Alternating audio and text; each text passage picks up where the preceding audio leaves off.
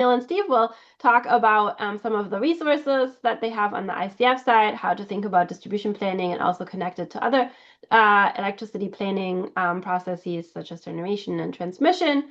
Again, if you have any questions, please feel free to put those in the chat.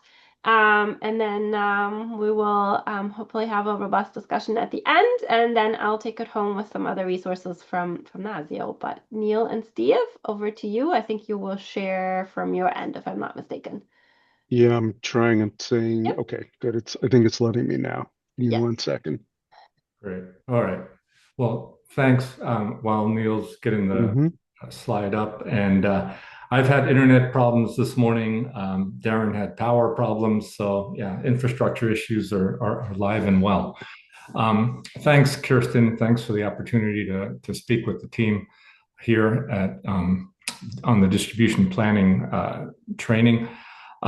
As Kirsten mentioned, well, first of all, my name's Steve Fine. I'm a vice president at ICF, and I'm joined by my colleague, Neil Weisenfeld, who I work closely with.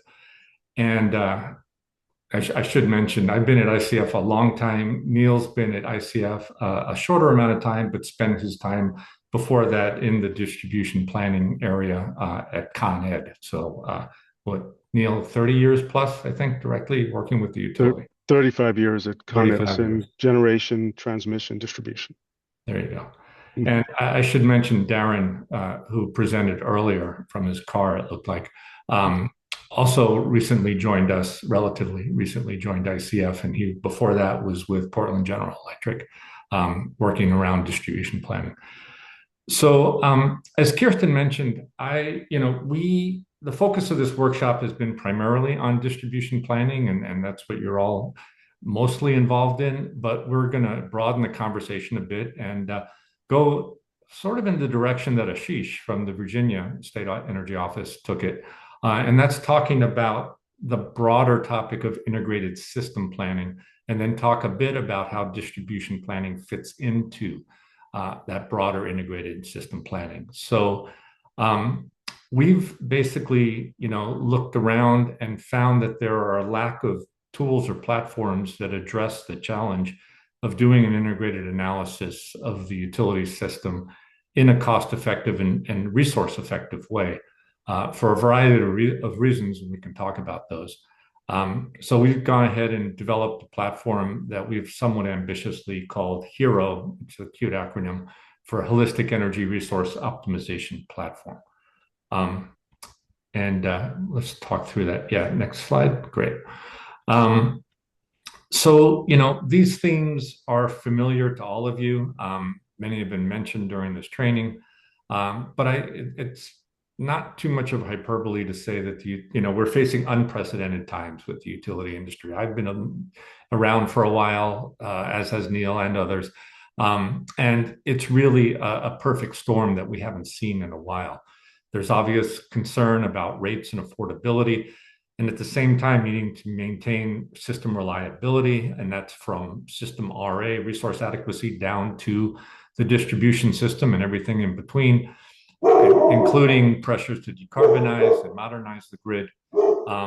And at the same time, while facing load growth that this country hasn't seen for decades. So that's well known. There's the speed and challenge that rapid load growth is bringing to try to analyze these issues, along with the uncertainty associated with it. I'm sorry, my dog is going crazy in the background. And we really, what does that mean for planning of long-lived, capital-intensive resources and getting them interconnected onto the grid? So there's a huge regulatory component with the interconnection process and siting and everything else that's involved, both for central station, but also for distributed resources. There's the need for states in particular, but other stakeholders as well, to participate more actively in the planning process, particularly as all these questions become really much more complex and much more integrated and intertwined, and having clear, this was mentioned earlier, but really having clear alignment of goals. So when the state has policy goals, to make sure that the utility commission is in line with that, and make sure that the utilities understand that That's really, really important. And make sure that the stakeholders are bought into it and or things are adjusted accordingly. And then there's, of course, the need to more holistically understand the interaction and the role that supply as well as demand side resources play, right? And the impacts on the transmission and distribution infrastructure. So all these things have resulted in a really widely recognized need in the industry for integrated system planning. And there are several states now that have explicitly called for integrated system planning. There are other utilities that are trying to figure out how to do it internally because they see the need for it. But it's complex, and it's complex for a number of different reasons. And the way we've thought about it is to develop a platform that enables really a high-level screening analysis of being able to do that type of high screening analysis for a wide range of scenarios, right, in a fully integrated and holistic way. And that really allows for those understanding of the trade-offs for consumers and stakeholders and understanding those alternative pathways. So a lot of folks have many ideas of different policy goals and what resources can come on at what time and at what cost, and being able to take all of those into account in a very transparent way, run a large number of scenarios that are typically not able to be done under the more detailed analyses that go on that are involved in utility planning, and we'll talk about that in a second. But we think that really it benefits things in bringing a holistic, integrated, transparent analysis that really does simplify collaboration. So why don't we go to the next slide? So the case, if you look at the typical utility planning process, it's pretty well siloed, and it's I'm bouncing around there a bit. It's pretty well siloed into IRP or generation planning and this is for a vertically integrated utility.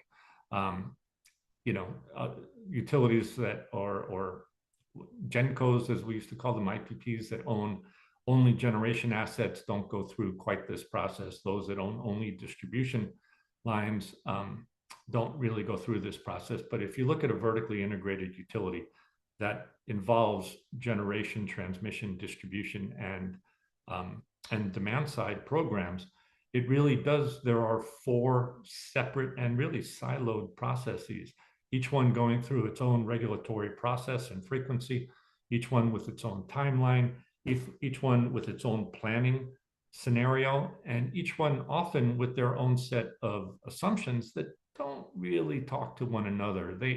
Sometimes the output of one is used as an input to another, and I'm particularly thinking of some of the potential studies that go on around energy efficiency and increasingly demand DER more generally, and that gets fed back into sometimes the utility's long-term load forecast, right? And people talked earlier about 8760 basis forecasting, understanding the impact that those demand side resources can have on the overall load forecast that the utility is being called upon to meet.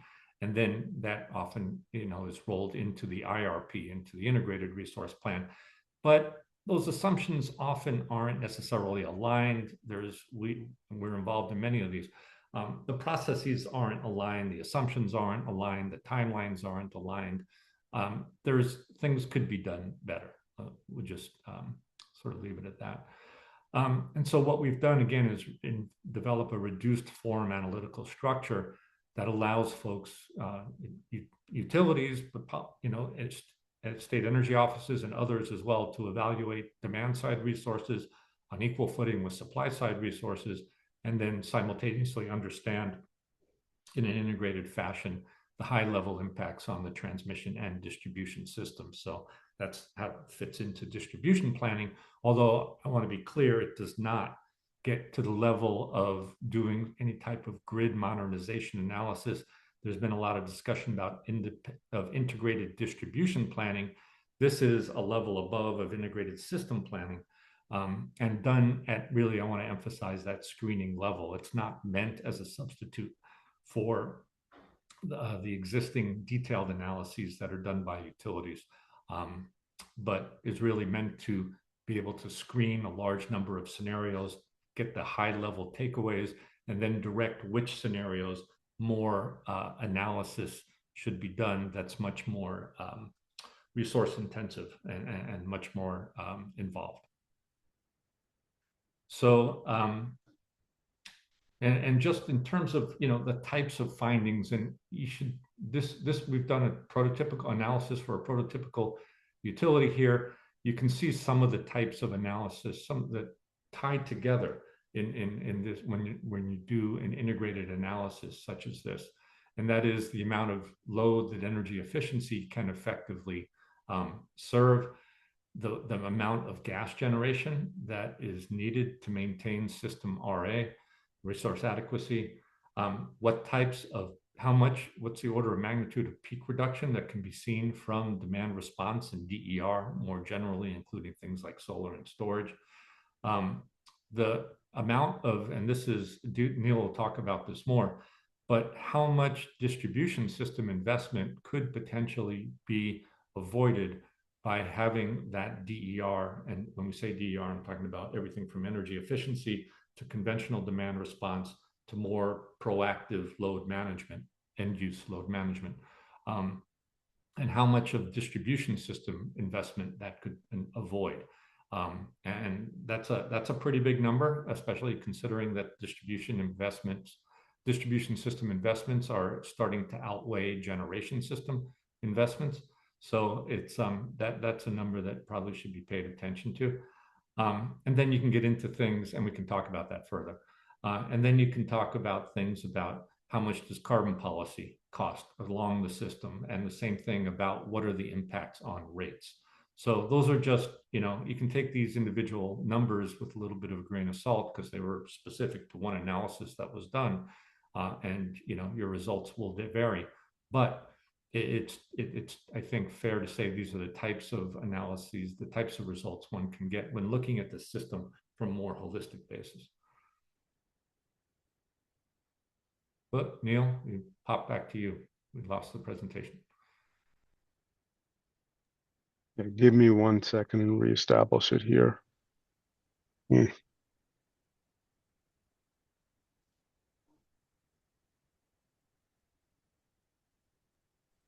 All right, I'm going to have to pull it back up, Steve. Sorry about that. All right.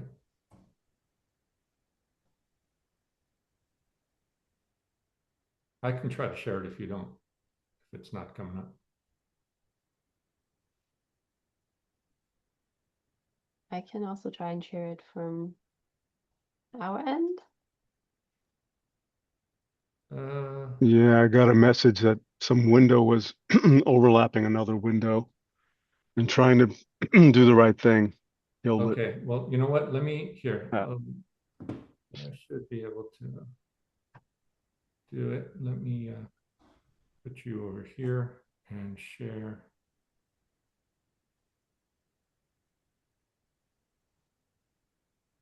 Let me know if that comes up, Kristen. Yeah, not quite here yet, but see it. We see it, Steve. Thank you. Yeah. Got it now? Okay. Just if you want to go to presentation mode. Yeah. Been a while. Where's let's see, presentation. Where am I? Yeah, exactly. Slideshow. There should be, isn't there a, I apologize, folks. If you go up top, slideshow, and then there should be presentation mode. Yep, from current slide. Or there we go. All right, better. There we go. Okay, so we can go ahead. So this is just a sort of the topology of the platform. It basically takes, and Ashish mentioned various components of this, but it basically takes a capacity expansion model. It's informed by transmission, power flow modeling. We have developed, and Neil will talk about this part more, the distribution, a function for the cost of serving additional load on the distribution system, and then the DER, cost and performance, and essentially DER potential studies and developing curves, cost curves. And, you know, that's all taken then, and one more time, I'll emphasize this is all a reduced form model, because trying to solve for all these things simultaneously using conventional tools is a really difficult task. We've talked with a number of utilities, and there aren't many, who've tried really heroically to put all this together. And there are one or two who've successfully done to date. But one person said he just didn't think the system, it was replicable. It was too prolonged, too much effort, too much staff time, too many resources, and very difficult to replicate.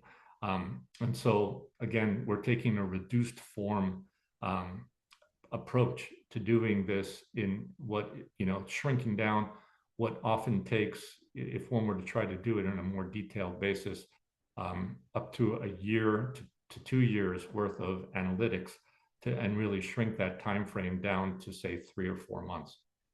Still requires some effort. I don't want to give the impression that this is a 2-week exercise. But that being said, it is replicable, and it can be done pretty quickly. It optimizes across the 4 typically siloed areas up top: capacity expansion, transmission, distribution, and demand side resources. Optimizes across that, and then also is able to demonstrate on an average. Again, nobody's going to use this to determine for a rate filing and make a rate determination on behalf of the utility. But what is the impact on average consumer rates in terms of residential rates and commercial rates? Understanding what the T&D changes are, understanding what some of the deferral comparisons are, depending on how aggressive one wants to deploy, for example, demand side resources. And then the other thing is it feeds and can feed into a macroeconomic analysis, and we can touch upon that at the very end. But to understand things like what are the jobs impacts across various sectors, what state gross product and income impacts. So it really does it rolls things, albeit again at a higher screening level, in a very integrated way, and allows for a quick analysis and really a wide range of results, and then presents everything in a nice visualization Power BI package that can be shared and makes for sort of easy sharing with stakeholders, and therefore running of scenarios lets people sort of play with the what ifs and running different scenarios. So Neil, why don't you talk a little bit about the distribution module itself and what's involved there? Happy to. Thanks a lot, Steve. So I imagine that over the day, you guys have come to a better understanding of what it is to plan the distribution system and get to the point where a utility would understand where they need to run a feeder, what size it has to be, where they need to place a substation, how many transformers, what's the design criteria. I think, one key takeaway is it's complicated, number one, and number two, there isn't a single answer, right? So, there's a lot of science, but there's some art to it. There are multiple options. There are constraints. You can't put something here because it interferes with another process, another resource. So it is very difficult and complex at the on the ground level, getting to that level. What Hero is looking to answer is top down. What would the system look like once you get to the point where you understand how much demand will show up? And what the distribution module does is it takes the demand, and then it takes system characteristics. So you would be applying this for a particular utility. What Steve has outlined was a prototypical utility, right? But for any utility, there are a number of kind of distinct truths about that utility, ratios that define that utility, numbers of line miles, numbers of substations per megawatt. There are, in fact, we kind of look at like 27 different parameters that describe the kind of the relationships between the pieces of the system and using that. And some of them are listed here, like ratings, characteristics, but using those as data inputs and using cost values. What the module does is it computes the amount of stuff, right? Line miles, number of substations, things like that. It actually builds infrastructure to meet demand in a, a simplified model. And then it returns the costs of those elements in total cost based on the particular cost for the utility in question. And then that goes back to the larger model to support some of the things that Steve's already talked about, like customer rates and things like that. So it is high level, but it does have quite a bit of details that get input into it. It is it's the project. The Hero project is dynamics, so we're always improving, and we're doing an engagement where we're going to um, expand this model and kind of get more detailed as to what you can put into it, specific substations, specific areas, transferring load between stations. So, we are, we've kind of got a runway of improvement and a vision for what this becomes. But where it sits now is a very solid piece of the overall Hero tool. So turn back. So Steve, you can go to the next slide. So hopefully that gives you a sense of what's going on in distribution. Back up to a higher level, thinking about the answer that or answers that Hero provides. I think Steve had alluded to the uncertainty of future, right? Various futures, the levers at play, like how much, to what extent are you using distributed resources? To what extent is carbon constrained, right? Carbon footprint or production. And so those show up in scenarios in the tool that have their own sets of inputs, right? That help you essentially bound the future, right?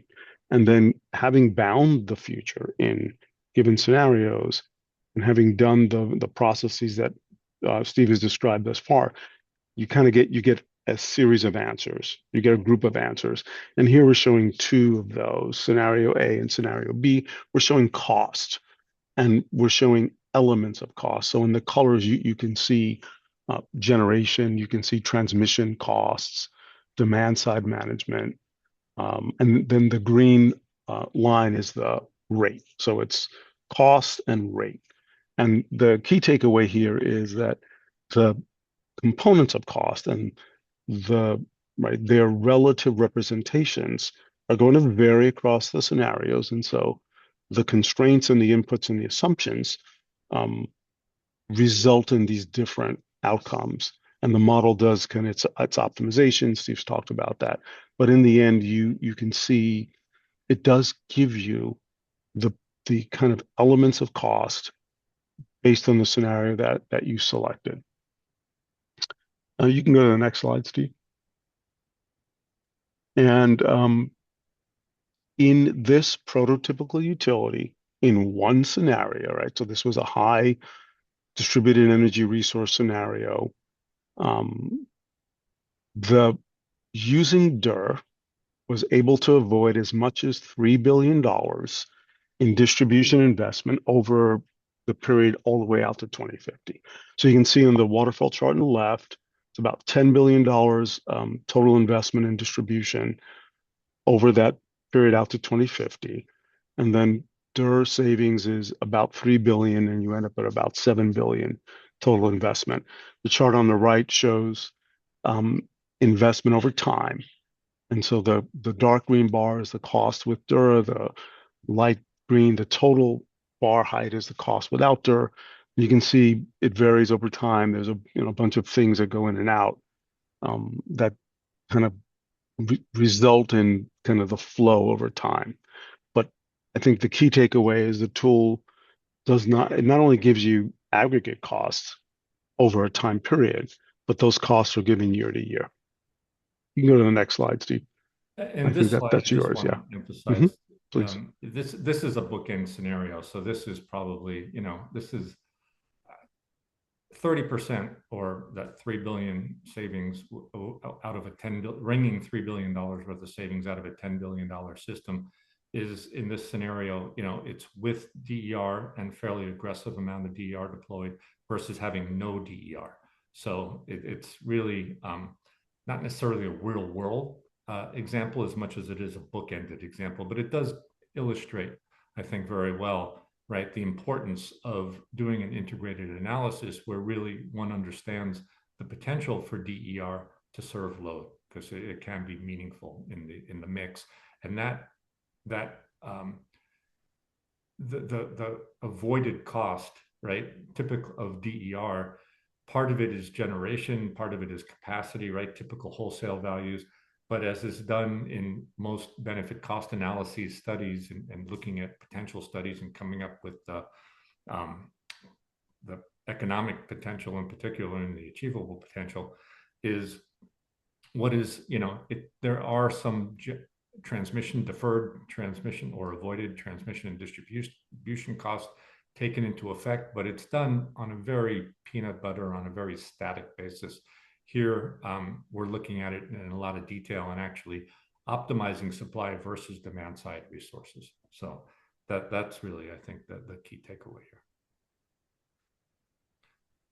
And I'll just mention, I know we're starting to run late and it's getting late in the day. So without going into all the details, but the other thing that one can do here, and this is done typically within an IRP, but on the wholesale side of things, is really understanding the impact of load forecasts, right? And AI and data centers and huge load forecast numbers are all the rage, and it's important, right? I mean, that's it could drive, the direction of the economy. And there's a lot of question of how that gets met, particularly resource adequacy concerns, how much of that is going to be essentially bilateral behind the fence obligations of the data center, and whether it will be served by their own either gas combined cycle turbines or small modular reactors. There's a lot of potential out there, but there's also a question of how much of that the utility is taking on and what burden would that put on ratepayers, and therefore, citizens of the state. And so doing this kind of avoided cost analysis and understanding what happens if you plan for large load growth, and it's not only data centers, right? It's reshoring manufacturing, all these things have been mentioned before. It's everything about that's driving these really high load forecasts that we haven't seen for decades. But in this example, what happens if you build to an expected 3.3% per annual growth rate out through 2050, but actual, and you commit to resources, but then actual load growth starts coming in lower 2.4% in that first period, and then down to 1.3% in the further out period. And what does that mean? Well, in this scenario, it means you've overbuilt the system by about 750 megawatts to the tune of about $925 million, almost $1 billion. And then what does that mean for ratepayers?